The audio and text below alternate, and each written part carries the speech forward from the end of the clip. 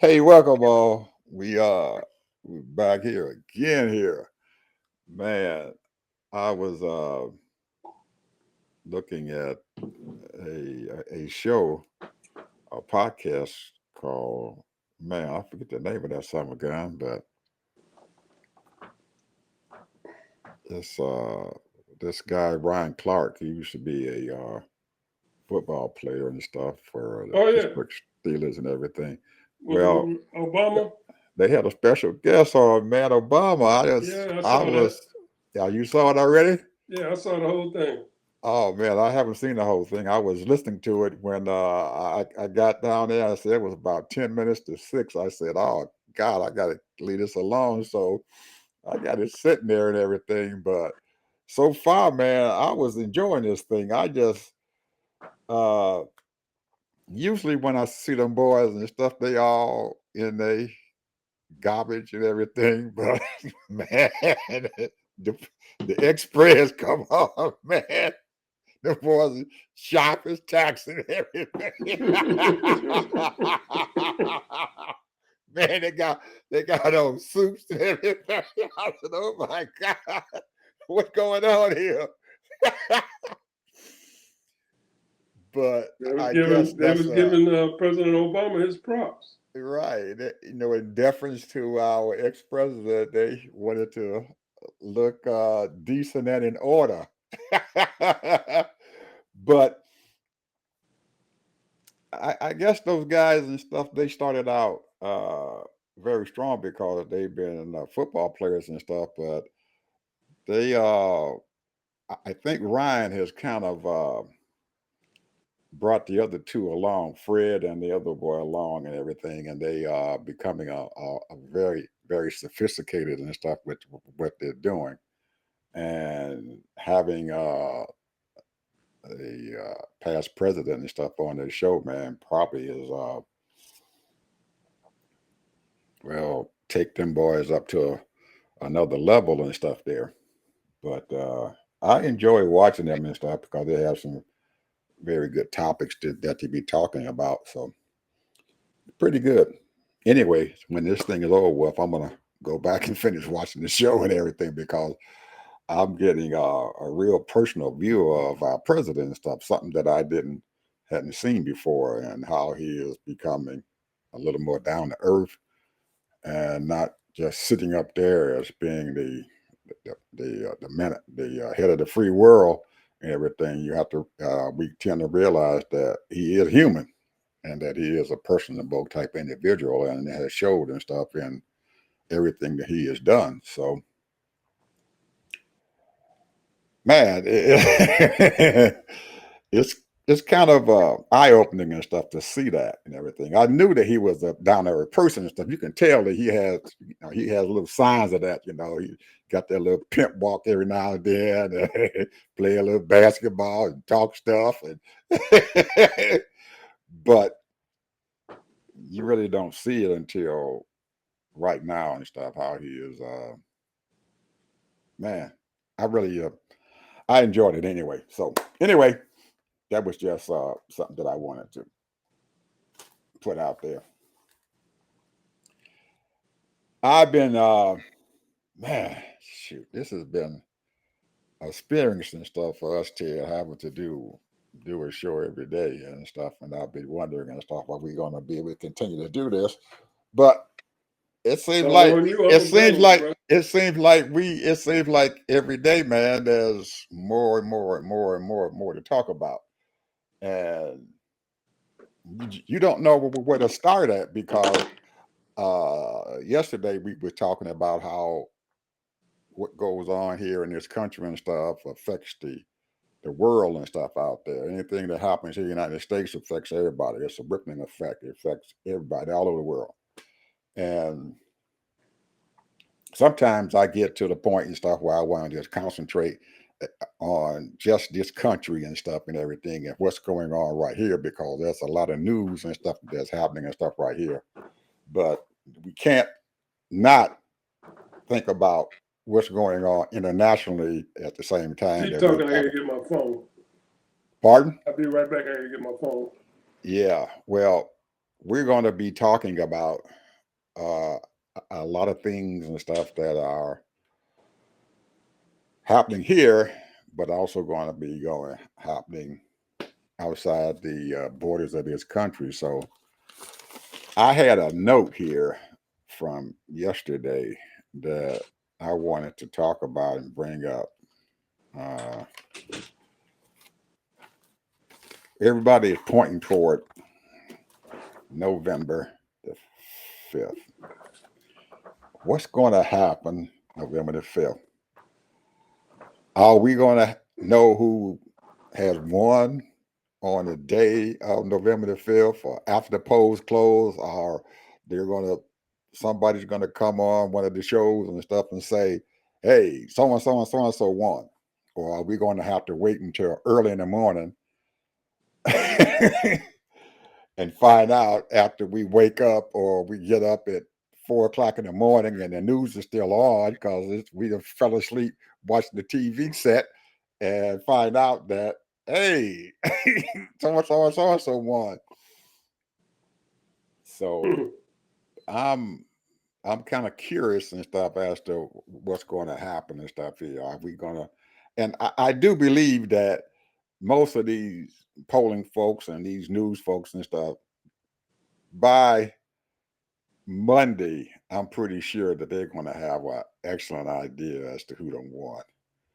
They probably won't say anything and stuff because they have to wait until the polls close in California before they do any pre-announcing. Now they might announce who has won a certain state before the polls close over there in California, but I don't think that they're going to be able to avoid knowing if they call Wisconsin and Michigan for a certain candidate and they call Pennsylvania for a certain candidate, it's going to be obvious, Ted, who done won. Especially if they get into North Carolina and the same person has won all four of those daggone states. It's going to be obvious as to what's going to happen because if if we get to Georgia and they say because the polls close in Georgia, North Carolina, and Pennsylvania all at the same time. Michigan an hour later. Wisconsin probably an hour later, the polls are closed. So they close at 7 o'clock here. So it'll be 7 o'clock in next hour. So it'll be 8 o'clock our time here on the East Coast. And the polls going to close in Michigan and Wisconsin. So if they announce all 5 of those states as to who done won the state, I'm pretty sure that we're going to know who done won. You think? Yeah, there's no, I mean, because the majority of the people on that day, they would be done their numbers. Because most people right now are counting them numbers as they come in. And so give it to 8 o'clock, 12 o'clock, they're going to be coming in. 8 o'clock to 12 o'clock, they're going to be coming in. And probably about 30%, I would say 50% of the numbers will be tallied, maybe more. Because we know all the ones that he's going to get. He's going to get Utah, he's going to get North Dakota, South Dakota, Wyoming, all that. Well, I'm just talking about those 5 states because those are. Well, Philadelphia, you can forget about it. They are quote unquote who? Pennsylvania, Philadelphia. you can forget about it. Oh, Pennsylvania. Why is that? Because they don't even start counting until they don't start counting until November 5th. They're just sitting there. So that's going to be a week to 2 weeks. They're going to know, Ted. I guarantee you. They're going to know by sometime during the day on the 5th. They're going to know. No, they're not. They might know. They might know. They might have a semblance as far as the percentage and all of that. I guarantee you. But if it's really, really close, then it's I guarantee you that that Governor Shapiro is going to know who won his state on November the 5th. Even though they haven't started counting the votes yet, he's going to know. They're going to know. You know what this clown said last time, 2020? Mm-mm. Everything should stop at 8 o'clock. I'm ahead, so I won. Don't count no more votes. You don't remember that? Mm-mm. He said anything else come in is too late. I won. Because he was winning. He was winning at that time. But all the votes hadn't came in. And the military votes, you're talking a substantial amount of military votes that trickle in too. So there is a mathematical formula and stuff and everything for what goes on and stuff there, and I'm pretty sure they're going to account for those late votes coming in and military votes are coming in. They're going to probably look at those things and stuff and say, hey, we only got, if they all come in and there's say 10,000 military votes and somebody's already leading by 18,000 votes, they ain't not going to matter. Those military votes ain't going to matter. So they already going to know. Yeah, that's true.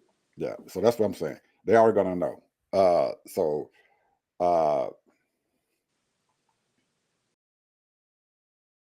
I think it's going to come down to what's going to happen here in Georgia and what's going to happen in Michigan and Wisconsin.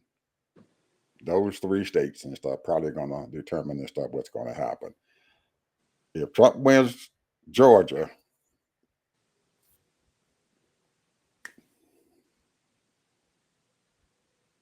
it's going to be hard for her.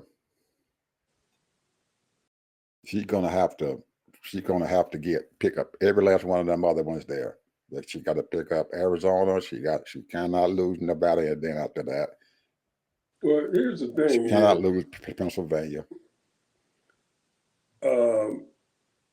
Here's the thing, in my opinion.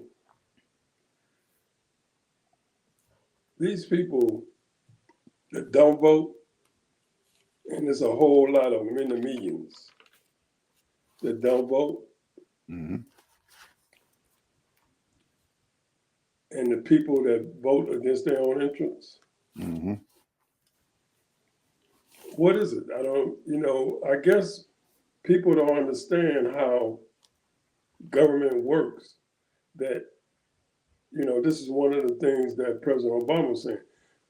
No president can fix all the problems and make things perfect. You try to make things better than it was before you left it, which he did. He made it better. And every president, his goal is to make it better than what it was. Better laws, better funding for different areas, better all of that to make things better so that the economy can grow, so that people's retirement plan can work, all of that, make it better. Well, if anybody have looked at anything and listened to what 45 has been talking about, he's talking about gutting the whole thing. Gutting the whole thing. Starting almost over. And letting the states take care of everything. He's talking about getting rid of CDC. He's talking about getting rid of so many programs, man. I can't even think of it's so many programs that they want to get rid of that helps us. Talking about getting rid of FDA, and he's probably going to cut down FCC. So these people don't realize how much these career people do. You got some sloppy people that work for the government, but 85% of those people, man, they feel they're doing a gift from God. They helping millions of people.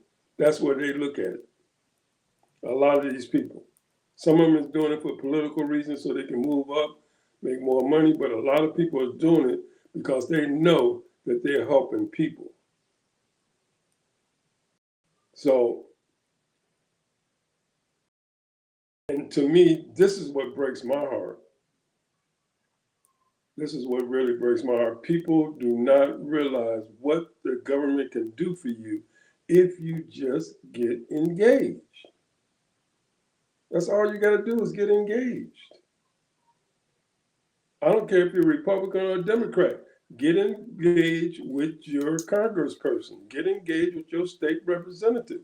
If something is not going right in your community and you see it, you think, it can be improved, get engaged.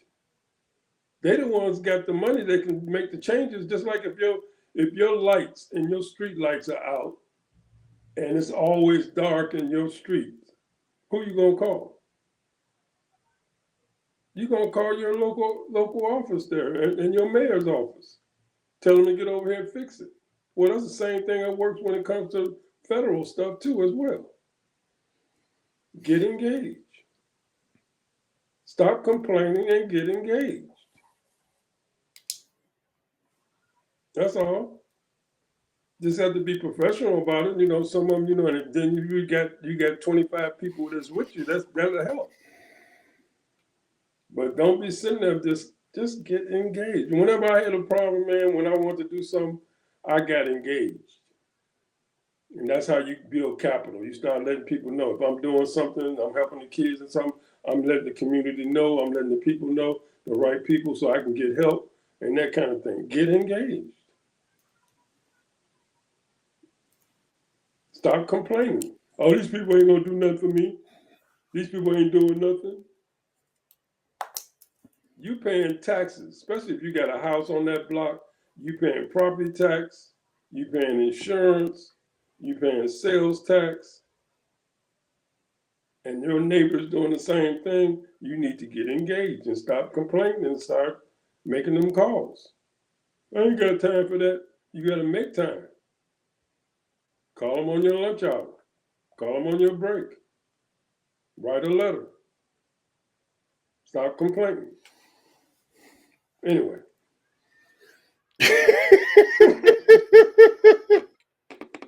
I'm sitting here listening to you. I'm sitting here actually listening to you. And politics has gotten, since 2000, politics has gotten very, very sophisticated. Every year they're getting more and more sophisticated.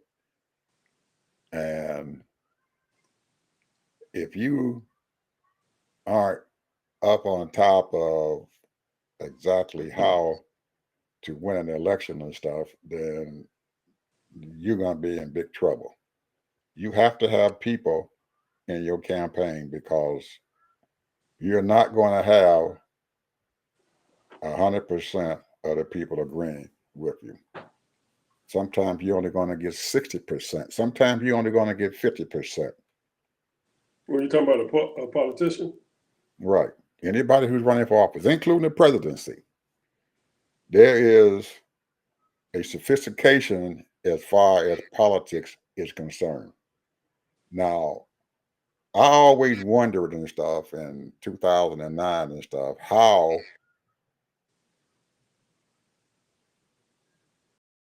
the Republicans could get an electorate, people, to vote against their own health and well-being.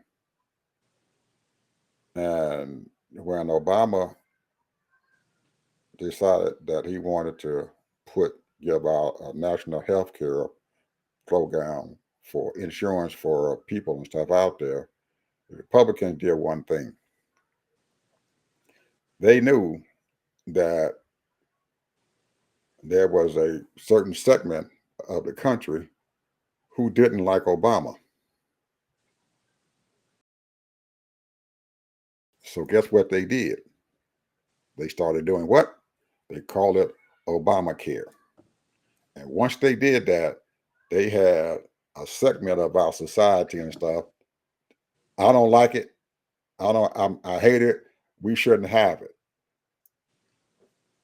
And they weren't sophisticated enough to understand, to look deeply into what this healthcare plan was going to be. They didn't see the fact that they were going to get some health care and they were going to be able to keep their children on their health care plan if they had one until their children could reach 26 years old. They didn't look into that. Only thing they saw, Ted, was what? Obama. That's it. And they got these people to sit down there and fight this stuff to the death and everything. They even had a whole region and stuff down here in the southeast of this country who refused to get this healthcare program inside their state. And nobody fought against it. They let it happen. So in politics, they have the same thing going on. They get their viewpoint and stuff, and they use it to drive people and stuff to vote the way they want them to vote. And they become very, very, very sophisticated at this, Ted. If you got an almost illiterate electorate and you throw something in that mix that they don't like, they're going to sit down there and they're going to be devoutly voting against that. No matter what you were saying, no matter what anybody else is saying, they're going to vote for it. It's crazy. I'm telling you, man, it's It's absolutely not crazy. sophisticated, Ed. It is. It's sophisticated to them. Yes, it is. It's sophisticated because this is how they understand what the heck going on. How do you think Trump has been able to stay in power? He's been relevant out there. They know that. They've got a certain segment of this country and stuff. They're gonna follow that man through the gates of hell. And they don't care what he says. It's not sophisticated, Ed. It is sophisticated. I'm gonna tell you why it's not sophisticated. My opinion. Okay, that's it. Your opinion. There you go. Go ahead. The thing with him is that they have never seen a politician or a person who's not ashamed of nothing he's done. If he make a mistake, he keep it moving. Plus, and I'm gonna say this, and I don't mean this in a derogatory way, he's a white man. Therefore, you have to have, they're looking for a leader. To them, he's their leader, a strong man. He know how to talk about people, put them down, the people that they don't like already, and make himself look good. They like that because most of them, they don't want to be labeled, and what I mean by label, of actually racist. But they give him an excuse saying he don't really mean that. What he really meant is this. But he's their leader, and everybody has to have a leader. Who's the black people's leader right now? We don't have one. Who's the Asian leader right now? Who's the what? Asian. Right. I can't think of anybody that I would Who's the consider. Latino leader right now? I can't think of anybody who's a leader in Latino. So the point is that for many years we had leaders. Back in the 60s, they had Latino leaders, they had Asian leaders, black leaders, and we were fighting basically for Jewish leaders, fighting for more rights. Well, we got the rights. So, and then the leaders just sort of kind of shut it down. We said we don't need any more leaders. But they got a leader now. They got a leader. What are some of the things that Trump has said? We had more people than Martin Luther King had when he came to Washington, and all that. So they need a leader, and that's what they have now. So they're happy they finally got a leader, somebody to lead them and who can stand up to the other side. And the other side is all the others. Now, some of those others are with them, but mostly all of us is against Trump. When I say against him, we don't like his politics. So the bottom line is, I think what it is, it's not sophisticated. It's just that these folks finally got a leader. I'm trying to figure out when's the last time they had a real leader was Ronald Reagan.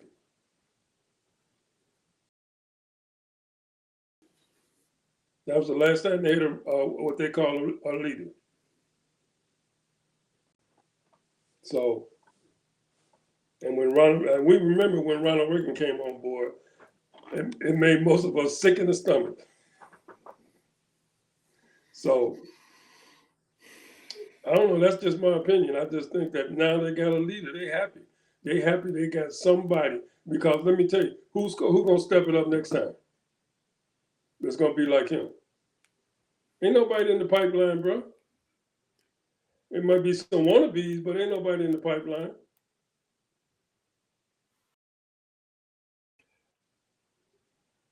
Okay,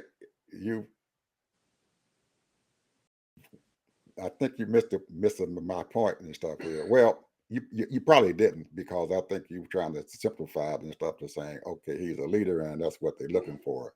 And yes, that is true. What I mean by it, the sophistication and stuff of politicians and stuff, and is that you understand that this person and stuff, is he running, he's got people and stuff who are backing him up. Okay, you got 45% of the folks and stuff and everything who are backing him up. And everybody is looking for the same thing. He's looking for a position and stuff to where he knows he got these folks and stuff. He's trying to get another 3% of their population and stuff to follow him. Same thing with Kamala. She knows that she's got 40-something% of the daggone population who's going to vote for her, because they understand, just like we do, that this is a critical time and stuff for our democracy. So what she's trying to do and everything is to reach into those other folks and stuff that you can consider to pull over to your side, because there's a whole lot of people and stuff out there who will call themselves independents. And as you can watching those rallies and stuff and everything, there's a stance and stuff that they take to where they're saying to them, you can't stand on the sideline. This is not the time to stand on the sideline, because there are a lot of folks and stuff out there, and they did some surveys to find out that these people are saying, because they are so disillusioned with Trump, and they haven't found a reason and stuff to vote for Harris, that they're saying to themselves, I'm not going to vote. And there's a huge segment and stuff that are saying this. So you have to become sophisticated in getting them to get off their sideline. And you heard Obama say, get off that couch, get off that couch. You heard Kamala say, get off the couch. You need for you to come out here and vote. You heard Michelle, get off the couch. We need you guys to come out here and do something. And she's pleading to the men of color and stuff and everything to help their wives and their sisters and everything. She's trying to get them to get off their sideline, to say, okay, we need those percentages and stuff, you need to get them to come on your side so you can reach over that 50%, 50.1 or 50.2%. So you have to become sophisticated and stuff and everything, and how you deal with these folks and everything to get them to come on to your side. That's what I mean when I say you got to be sophisticated and stuff, because you're only looking at a certain segment. You're looking at you see you see Harris, you see Trump. They all are pinpointing different areas and stuff of Pennsylvania where they go. They're pinpointing different areas in Michigan where they have to go, in Wisconsin where they have to go, in North Carolina where they're going, in Georgia where they're going, to get those people and stuff out there to vote. Those undecided voters and stuff who are going to push her over the top. And Trump doing the same thing. He's going out there to get those undecided voters. You see him out there, and people saying that he is crazy and stuff for doing it. He's sitting up there putting on, going to McDonald's and stuff and acting like he's one of the fellas. He can go down there and make French fries. So looking at him, he wants these electorate to say, "Hey, I'm all right. I like Trump because he knows how to make French fries." He's standing at the window talking because he's a regular guy, and we all know he's not. We know he's no regular guy, and we looking at at Kamala. She's going to the barber shops where the black barber shop. They sit down there and talk. He did the same thing. You get into the barber shop. So they're trying to pull that little 1 or 2% onto their side. That's going to bring them over the top. That's the sophistication that I'm talking about. Okay. Well, let me just say this. No, matter of fact, I'm gonna switch gears. Okay, go ahead. 8.2 billion Americans, right? I mean, worldwide population. Mm-hmm. 8.2 billion. Mm-hmm. Almost 200 million people are displaced. Mm-hmm. Where do you think those people going? America? Europe? They're trying to get away because a lot of them have problems with climate change. They're trying to get asylum, and trying to get out of the conditions that they're in because those countries are not serving them. And because of that, we have more Central American people coming to this country than we do Mexicans. So we have more European people coming here than we do Mexicans because they're trying to get out of those countries because they're not serving them. Some of them have to flee because of the violence, or they have to flee because of the political situation. So the point is that when you have almost 200 million people,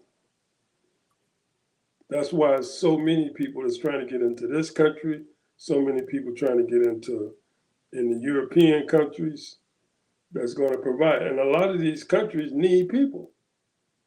They need workers. Same thing here. We need workers. So, but when you say sophistication, which I don't think, is not that sophisticated if you have a legitimate immigration policy, and then you just lay down the law as far as no one comes over the border. If that's what you want to do, you can always have people sneaking over no matter what. But you can curtail that and then just open up the immigration thing until finding out exactly how many people you can take in. Right now, like I said, the average for the last 50 years, over 1 million people a year, legally. So all I'm saying is this, is that when you have that many people in the world population, and they say that In 2020, 37 it'll be 9 billion, and 2060 it'll be 10 billion.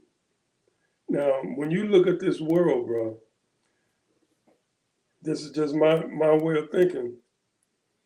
We're doing a fabulous job. I'm talking about the world, this country, other countries, and people are working hard. You have all these different organizations that's helping these what do they call them? Poverty-stricken countries. Hmm. So, and they're trying to help them. We talked about the loans that some of these countries are doing so that they can sort of kind of take control of over certain parts of it. But the point is that it is so much advanced in some of these cities because what people have done, they have looked at America and see how we have done it. We built up big cities. China just copied it off of us. You know, building big cities, and then the people will come. They start building, and then the people come. So same thing with us. You know, we build these high rises, and we got these big cities, beautiful cities. You know, each one of our states have major cities in them, and you know they might have 1 million people, 500,000, 8 million people, 3 million people, and then they provide work. These people are working. So I think that a lot of people, even though you have so much, you know, the low end, you know, of the countries, you know, that all the countries that we have, you know, there's a lot of them, you know, 50, 60 countries, you know, are in poverty. And I think what the WTO and all of these other countries is trying to do is build up those countries. Where we're making our mistake is, in my opinion, because you have all these displaced people, where we're making our mistake is that our leadership have gone rogue. Why you say They have that? gone rogue. Why you say that? I don't Well, understand that. the reason why I say they're going rogue is that they have found out how they can come into office and make money. Yeah, well, yeah. Now, I ain't Go talking ahead. about no penny ante money like they used to. I'm talking about big money. And so a lot of these politicians, they come into office and they make big money, and then when they leave, they even get more money because they join some organization and then they start making money on that. So a lot of the politicians it used to be a service. If you ever know the history of the founding fathers, a lot of them, they would be politicians, but then they would only be politicians for a while, and then they left and they went home. And they worked on their little whatever business they had or farm or whatever they did. They weren't trying to capitalize on the money making scheme being a politician. But now that's why I say they've gone rogue. Because see, now they can write a book. You got people got podcasts, you got people making speaking engagements, you know, all of that stuff, these politicians. And so when you walk out, you're making 250,000, but now when you leave, you work 20 million. How did what's the name? The second person in line as a Senate, Mitch McConnell, how is he worth over $50 million? How's he what? Worth over $50 million. Because he has people who are, his wife is rich. Her people is super rich. Their money is separate, bro. It doesn't matter. That's he's adding that with his. That's why he married her. Why you think that man married that woman? Because her family pays him a consulting fee to to do their bidding and stuff for him. He gets his money through them, and other folks out there are giving him money. When that if Mitch McConnell was any kind of way sane when he gets out of office, because I don't think he's gonna be once he leave office, he ain't gonna be able to do nothing because he, he he's not healthy. He's not well. He's a senior citizen and stuff, and he's gone to seed. But he has that man is control of he controls billions of dollars. Man, at his disposal. Yeah. Yeah, Hey, you making my case for me, bro. but I'm just saying. I'm And just saying. I can go down the line. I It's can name you and name you and name you. But you can still make money to it and still go out and do your job. Help the other folks out. You get your money and then still be able to do your job You and take care of you your made my constituents. case. I wasn't trying You to. made my case. I wasn't trying to. You made my case, and I can go down. I can give you a few others too. But I wasn't trying to help. I wasn't trying to talk against what you were saying. You were just asking me why did that But man? you said, Why is he worth wait a minute. $50 You million? said that he married. And I'm saying to you, hey, he worth. Anytime you go into the Senate, man, you're gonna come out rich. That's been You going made my on case. that's been going on for decades. No. Made not what this- case? I don't Not, understand not what this case it big, made. bro. Not this big. You I know, don't I mean, what I'm trying to tell you is this: is that these people are just out for themselves, and then they might be a little cronyism, and then they would sprinkle out a little money to the people. Oh, Now, for the last 10 years, trillions of dollars have been coming in from revenue. right. Now, I can count at least, and I'm being generous with this, $40 trillion have been spent in military. Yeah. How much money has been spent in our neighborhoods? Hey, Reinvesting in our neighborhoods. what did I just went over? We talked about. Let me go back and look at my notes here, because I remember you were saying about these different uh the different industries and stuff out there. And I was trying to tell you, say, hey man, we need to put the military in there because that is an industry in itself.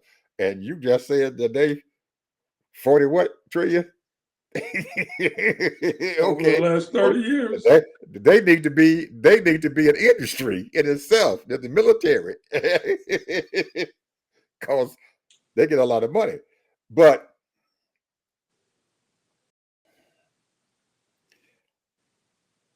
we understand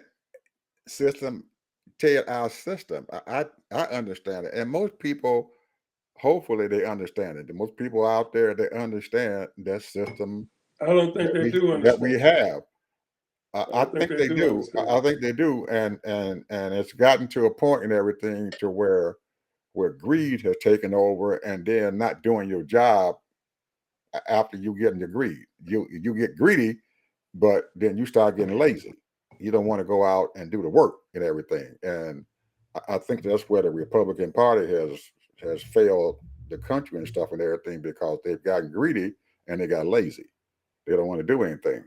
And well, that's not even that right there. We already know all those things here. But here's the thing: right. what I'm trying to say is so that when you have so much money coming in revenue, right, and then not only the money that's taken in by the state, now each state. So what I'm saying is that when you look at our school systems, when you look at our neighborhoods, when you look at all of those things that has not been taken care of properly and not been built up, you can go into some cities, it's like a ragtag. You can go into some towns that are almost like a ghost town. And there's people there, but there's no infrastructure. There's no monetization there. There's no making funds available to these people to upgrade. So it's not about the people. Now you got Texas 3 trillion GDP. You got Florida 2 trillion GDP. You got California 3 trillion GDP. You got all of these some of these other states. They barely make $500 billion, $600 billion.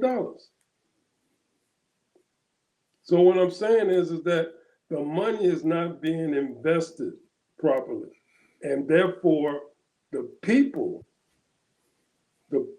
have to be more engaged. That's why I keep saying the people have to be more engaged. Now there are some states they doing just fine and not making that much money, but they doing fine because of their lifestyle, the way they live. When you live in the inner city, it's tough. And those things need to be all modernized. They sitting up here still got, that's when they just not talking about replacing these lead pipes, which destroys a whole lot of people's lives and physical lives. This is what I'm saying, that people have been distracted instead of dealing with these politicians and getting involved. And the one thing I like about what they did, even though what they was doing was wrong, is the Tea Party. They had a group of people protesting whatever they was protesting. We know what it was. But what I'm saying is, see, marching is one thing, but getting up there and talking to people politically and making changes. The marching stuff don't work. You gotta go to the White House. You gotta go to DC.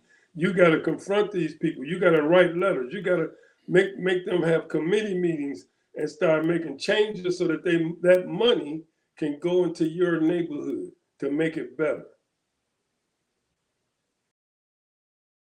And you can't just do it for one day or 1 week or year. You gotta constantly get on their case to make changes. Now, let's go back to where you first started. You were mentioning to us about these 8 billion people out there and the 200 million that you said were homeless and displaced, and what's going to happen to them and where they plan on going to. I'm interested in stuff in how we deal with those 200 million people, and because along with those 200 million people, a lot of them are having children and they're having babies and stuff and everything and can't hardly deal with them. But eventually, not only the United States, but a lot of these other countries and stuff going to have to deal with them also. And my point and stuff in this whole thing is that our politicians and stuff who are here in the United States are only concerned and stuff with themselves and not concerned with the 200 million people and stuff that eventually going to at least 10 or 20 million of them going to probably end up here in this country. So what do we do with them and stuff and everything? Because most of them have, if they've been in poverty and stuff for so many years, if they've been for 2 or 3 years and stuff, their children haven't been in school, they barely able to eat, and they come into this country and they're going to bring in folks and stuff who are going to, you're going to have to spend money to take care of them and put food in their mouths, and we can't even house our own people and stuff here in this country. So there's a big problem there that we're going to have to deal with, along with dealing with what's going on here in the United States and dealing with them when they're coming. Go ahead. Yeah. Go Think ahead. about this. How many people live in New York? About 28 million of them. Almost. It's 8 million people in New York. Well, I'm talking about all the boroughs and everything else. That's a lot 8 of people. million, 8 million people live in New York City. I'm talking about the boroughs too. 8 million people. So the thing is, here's the thing. Do you realize that that's like 5 times in Utah, what Utah got?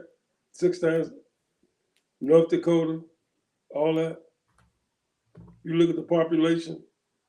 So the point is that there are cities, there are states that need to grow. Industry needs to go to their states. This country can withstand 600 million people. No, they can't. Not right now. Now, I mean, in a slow process. In a slow process. That's all I'm saying. Which makes this country better because then you have more industry. You have more industry. See, because and then because those industries that can be done in some places other than where it is now. You know, they need to branch out. The new industries need to go into these different states. That's barren. There are so many towns right now. There's cities in Wyoming. If you ever go on YouTube, there's cities right now that's really don't hardly even have anybody there. And this population, the people need to start moving out. Everybody want to go to Chicago. Everybody want to go to New York. Everybody want to be in LA. Everybody want to be in Houston. To the major top 5 cities or 10 cities. But there's a lot of other cities that can grow. If what you were saying, Ted, is true, why are we having problems and stuff now housing our people? We got how many people in this country and stuff who are homeless? 1 million, almost a million. Okay. We can't even take care of our own people. We got, as you just saying, 1 million people who are homeless in this country. They don't have a place to stay at.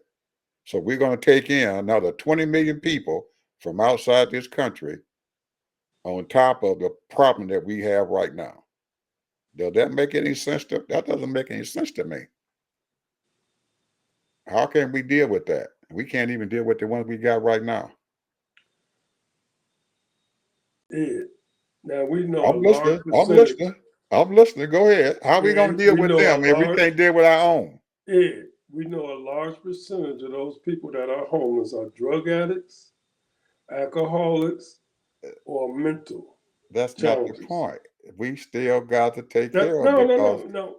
But it is the point because when you look at the point is that when you're looking for people who are looking to better themselves, they're in their right mind, they're willing to work and grow, buy their homes, have children.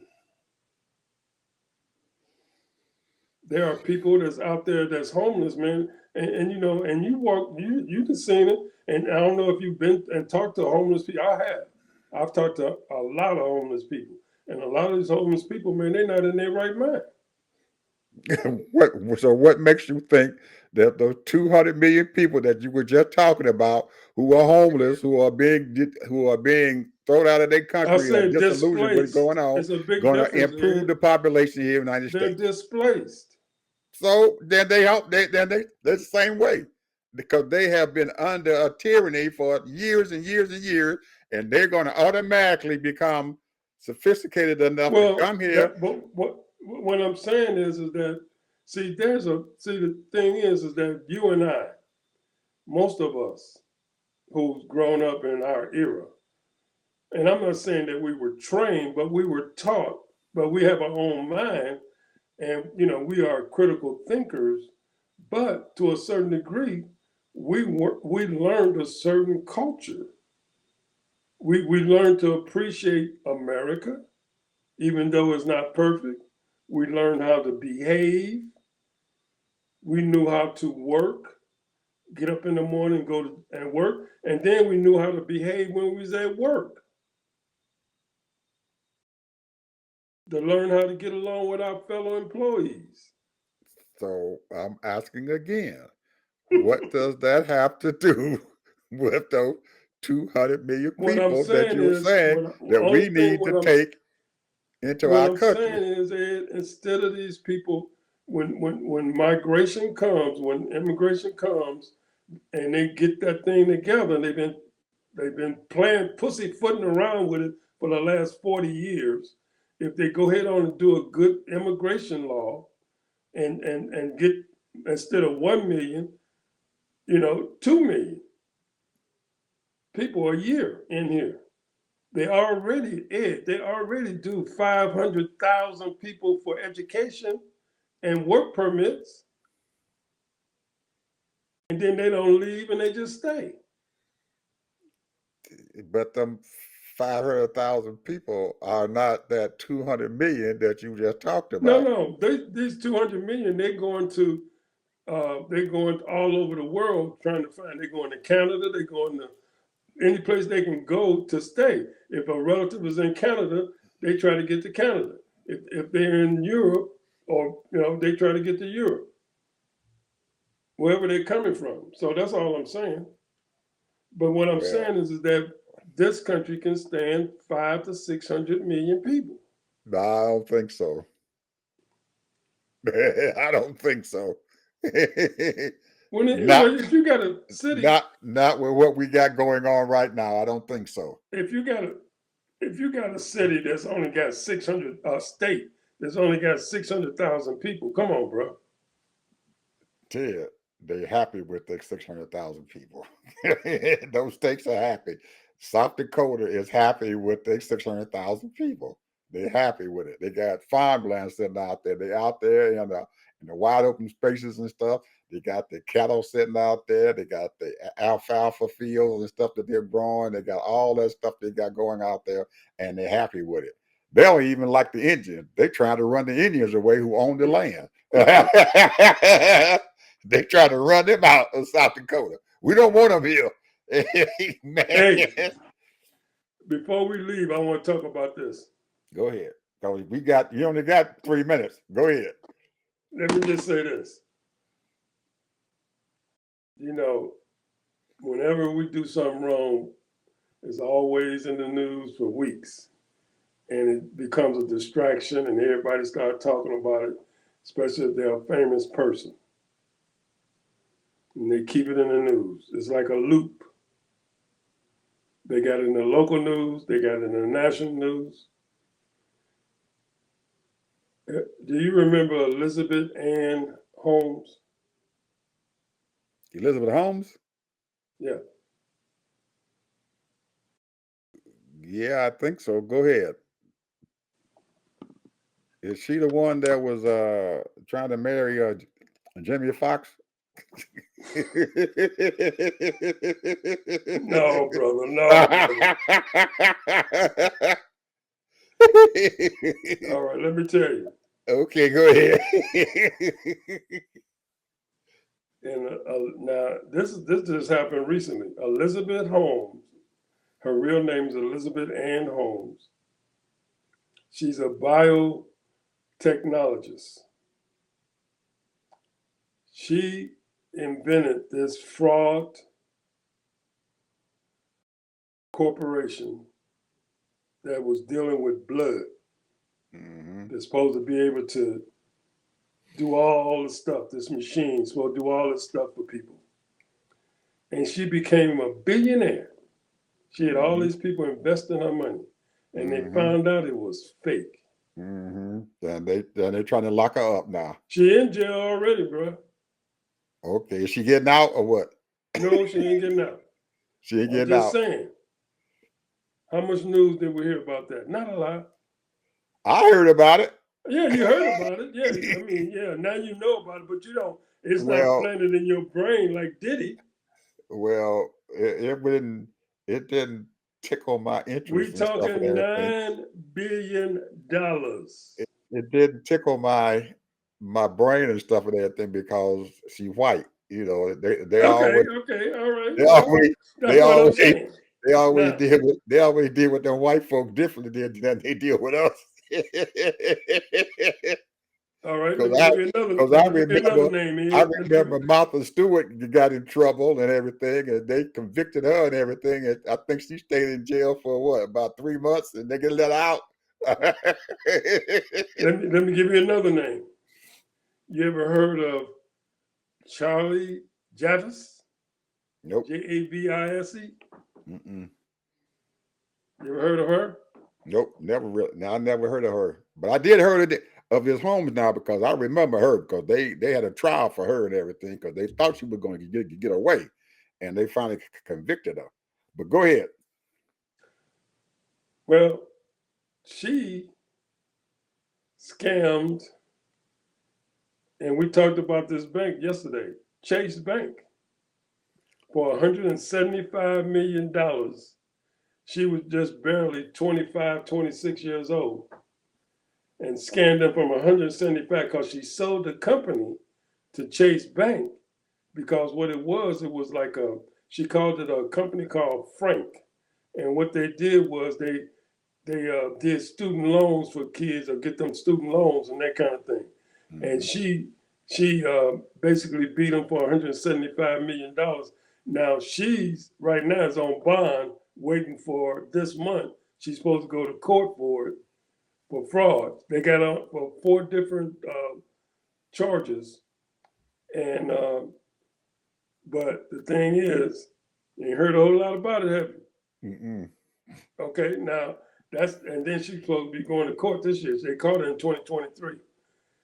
I know you done heard about this guy, Sam Bakerfield. Freed. I think it's I thought pronounced you were talking Freed. about Sam Altman. Bakerfield Freed. No, I haven't heard about him. I heard about Sam Altman. Go ahead. Well, this guy had a big corn company, Hmm. billions of dollars. Go A lot of people ahead. lost a lot of money. Yeah, go ahead. He in jail. Oh, okay. Now, But wait a minute now. now Let me I tell you the know. reason why I'm saying this. Let me tell you the reason why I'm saying this. Hold on. You forgot with one more now. Who? The stock for social media and stuff fell 17% today, and the New York Stock Exchange stock traded it. They said we got to stop trading in this stock. You know Which who one? owns Which one? social media? Which Social one? media. Social media. Who? That's Trump's company. Oh, he was 40. Hey, wait a minute. That He was stock fell so fast they $46 stopped yesterday. trading it. Huh? Ed, he was $46 a share yesterday, and he was Well, worth 5.5 billion. it dropped 17% today, and the New York Stock Exchange called on people up and said we're going to stop trading this stock completely because it was falling too fast. But anyway, go ahead. Who is other folks we got? We didn't open shut our time, but go ahead. Well, I just want to no. throw that in there. The Trump stock done fell. he done disrupted the stock market. Well, you know why that is, don't you? His Because they stock probably fell got too word. fast. They Because can't, see, people he can't have lose their got money that fast. It was how much now? $43 yesterday? And it 46. fell 46. So it done fell 17%. So he done lost what? $10 a share already on that stock. So, But you know why? Because see now he's eligible to sell those shares. He might have been the one that sold them. well, it's already on there because the Dow Jones Industrial stopped selling this stuff. They said you can't trade this stock no more. He might have went on and cashed them out and got the money. No, they told all those traders that they can't trade anymore their stock anymore because it fell so fast. But go ahead. Look it up. I have to Who look else? it up because it was on the news today. I saw it. Go ahead. well, this guy here is in jail, and he was like I said, he was worth billion. But now the thing is that Elizabeth and Sam they were on the list of the fastest growing under 30. You know that list they made? They were Mhm. superstars, man. They was like they were geniuses. Ed. They were Hey, geniuses. They hey, put them up there like a new Einstein or something. She had hey, this big she had this big company going, and they can solve problems, with people with diabetes and all other kind of blood problems. And he was like the genius of the Bitcoin and all of that. Think about it. See, this is what I'm talking about. White, hey. they looking for white heroes. Now that was just greed, Ted. I believe that was just greed. They got too greedy. Fraud, And they got caught. They got too greedy fraud, and they got caught. Hey man, fraud, bro. final word. We over time. We 5 minutes over. Final word. What you got to say? I'm just gonna say this is that people might not like this what I'm gonna say, but we need to open up our doors, but we need to track them, send them on over to Utah, send them on over to North Dakota, South Dakota, send them on over to uh, Wyoming, and where ain't hardly nobody there, They no ain't gonna do that. population. They ain't gonna do that. Them white folks over there, they don't want them people. That's they all I'm got saying. They got their own little enclave over there in Utah, their own little enclave in South Dakota and North Dakota. That's their own little place, and they don't want all them people. They don't want them. I'm telling you, they don't want them, and they're not gonna bring them there. Well, they need to grow because It's they're living off of us. They're it's living off of the big states. it's they've always been there for a long time, but Ted, it's a different lifestyle, man, out there in South Dakota and North Dakota. Man, I don't believe most people want to go out there. You got to be a special type of a person to want to live out there. Really. Cold weather. Cold weather is lonely. Ain't nothing happening. Only thing is dark all the time. The sun go down, Do that's they have a it. lot Ain't no of lights. wildlife there too? A lot of Ain't no lights. wildlife. And if you mess around there and it's just desolate, man. I'm telling you, it's a desolate world. And most people don't like that. It takes a special person to want to get out there in Utah, up in them mountains up in there. Man, I drove up in the mountains 3 years ago, and up and down. Ain't nowhere in the world I want to stay out there. It's fun to see. Yeah, I wouldn't want to stay there. I wouldn't. It just, no way. You got to be a special type of person just to live out there. And no internet. No Damn. internet. Ain't no internet out there. The phone's barely working. Well, there you It's a go. mess. Infrastructure. Infrastructure. But they ain't gonna put it out there because it's almost impossible, man, to get stuff out there like that. It really is. You have to go out. You have to go out there and see it. I saw it. I lived in South Dakota. Ain't no way I want to go back there. Ain't no way. Well, Ain't no I'm just way. bringing a suggestion because these cities are overcrowded, bro. Hey man, there's plenty of room for them. I make some room. We can make some room. They can, because most of them they can build up. They can't build out. They just build up. Anyway, we got to go, brother. We way over time here. I mean, way over time. Uh, hey, people. We will see you guys tomorrow. Hope you enjoyed the show. I did. Bye.